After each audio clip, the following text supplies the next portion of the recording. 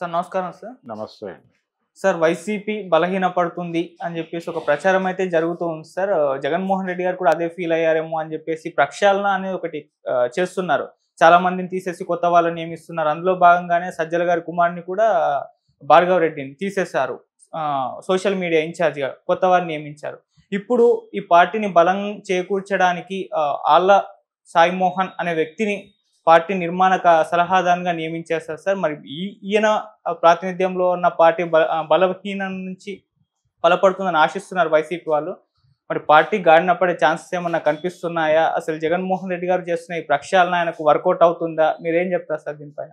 అంటే ఇతను ఇప్పుడు తీసుకొచ్చినటువంటి ఈ వ్యక్తి ఏం చేశాడు గతంలో అనేది చూస్తే కన్సల్టెంట్గా పనిచేశాడు ఆయన. ఓకే. పొలిటికల్ కన్సల్టెంట్గా పనిచేసినటువంటి చరిత్ర ఉంది అతనికి. సో పొలిటికల్ కన్సల్టెంట్గా తీసుకొచ్చాడు అతన్ని.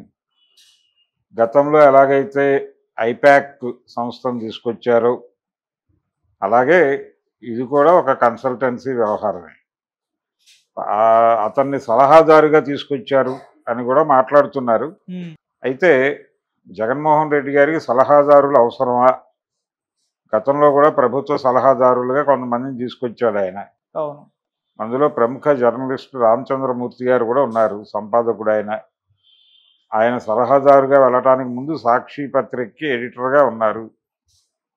ఆ తర్వాత ఆయన సలహాదారుగా వెళ్ళి అక్కడి నుంచి నేను ఏమీ చేయలేకపోతున్నాను, ఇక్కడ నన్ను ఎవరు సలహాలు అడగటం లేదు, నేను చెప్పినా ఎవరు వింటారో తెలియదు, ఒక అగమ్య గోచరంగా ఉంది నా పరిస్థితి అని రిజైన్ చేసి వెళ్ళిపోయాడు ఆయన.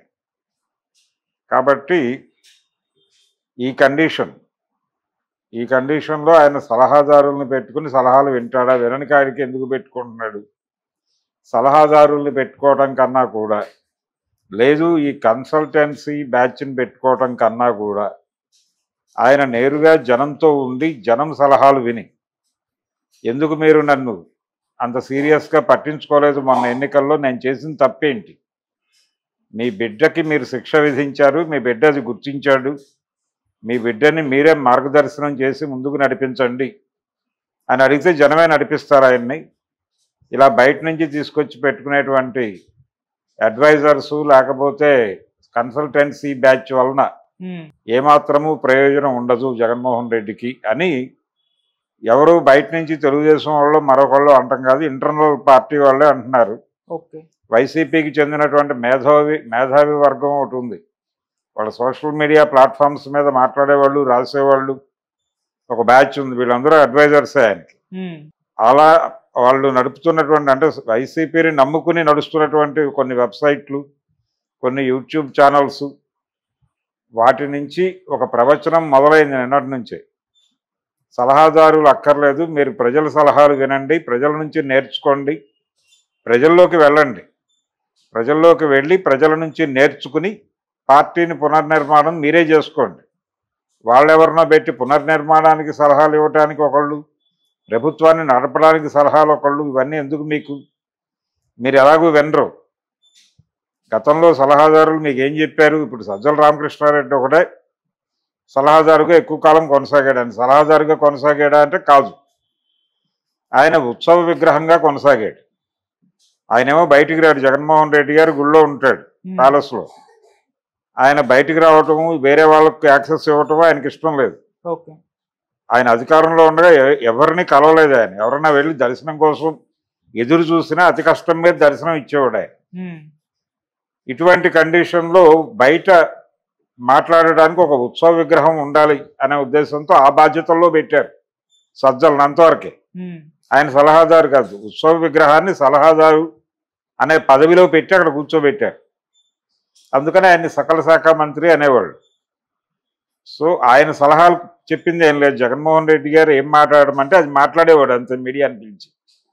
అంతకు మించి వేరే ఇదేమీ లేదు ఆయనకి, వేరే పనేమీ లేదు అక్కడ. అలాగే సలహాదారుని పెట్టుకున్నటువంటి రామచంద్రమూర్తి గారు ఏం చెప్పాలో అర్థం కాక, ఎవరికి చెప్పాలో అర్థం కాక, చెప్తే వింటారో వినరో తెలియక కన్ఫ్యూజ్ అయ్యి రిజైన్ చేసి పారిపోయి ఇచ్చాడు ఆయన. దేవులపల్లి అమర్ గారు ఆయన పద్ధతిలో ఆయన కొనసాగాడు. ఇలా ఆయన మొదటి నుంచి వ్యవహరిస్తున్న తీరు అది. కాబట్టి ఇప్పుడు కొత్తగా ఎవరినో పట్టుకొచ్చి మీరు సలహాదారనో కన్సల్టెన్సీ అనో ఎక్కించకండి ప్రభు అంటున్నారు వాళ్ళు. ఆయన మరి ఆల్రెడీ డెసిషన్ తీసుకున్నాడు. ఇంకొకటి వినిపిస్తున్న మాట ఏంటంటే ఇప్పుడు ఈ కొత్త కన్సల్టెంట్ ఎవరైతే కొత్తగా వచ్చినటువంటి కన్సల్టెంట్ ఉన్నాడో ఇతనికి భారతీయ జనతా పార్టీ అంటే కేంద్ర ప్రభుత్వంతో కూడా మంచి సంబంధాలు ఉన్నాయి. ఆయన కొంతకాలం అమిత్ షా గ్రూప్లో కూడా పనిచేశాడు అని చెప్తున్నారు. అట్నుంచే సలహా వచ్చిందనే మాట కూడా ఉంది. అంటే కేంద్ర ప్రభుత్వంలో ఉన్న పెద్దల సలహా మేరకే అతను తీసుకోవడం జరిగింది అని చెప్తున్నారు. బహుశా వాళ్ళు ఎవరికైనా ఎంప్లాయ్మెంట్ క్రియేట్ చేయడానికి ఇతని జగన్ దగ్గర ప్లాన్ చేసి ఉండొచ్చు. వాళ్ళ సలహాలు సూచనలు పాటించరు అంటే ప్రమాదం వస్తుందని ఉద్దేశంతో ఆయన ఎలవ్ చేసి ఉండొచ్చు. ఇలా రకరకాల కోణాలు ఉన్నాయి. అతన్ని ఇప్పుడు తీసుకొచ్చి అక్కడ కూర్చోబెట్టడం వెనకాల అతనికి ఉద్యోగం ఎందుకు ఇచ్చారు అనేది బయట ప్రపంచం కూడా ఇవ్వటానికి ఆయన మీద రకరకాల ప్రెజర్స్ ఉండొచ్చు. ఆ ప్రెజర్స్ వలన ఆయనకు ఒక ఉపాధి కల్పించాడు. అతన్ని వింటాడా వినడా అనేది వేరే గొడవ. ముందైతే వేతనం ఇవ్వాలి. వేతనం ఇవ్వడం అనేది జరగాలి. అతనికి అవసరం, అతని నీడ్ అది. అది కొత్త సలహాదారుకు సంబంధించినటువంటి కథ.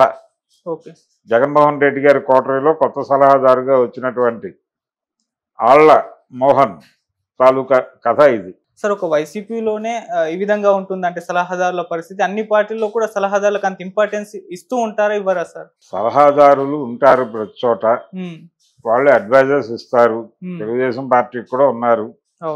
అడ్వైజర్స్ ఇస్తారు. పట్టించుకుంటే పట్టించుకుంటారు, లేదంటే లేదు. సలహాలు ఇవ్వటం వరకు వాళ్ళ బాధ్యత. పట్టించుకోకపోతే చర్యలు తీసుకునే అధికారాలు ఏమి ఉండవు వాళ్ళకి.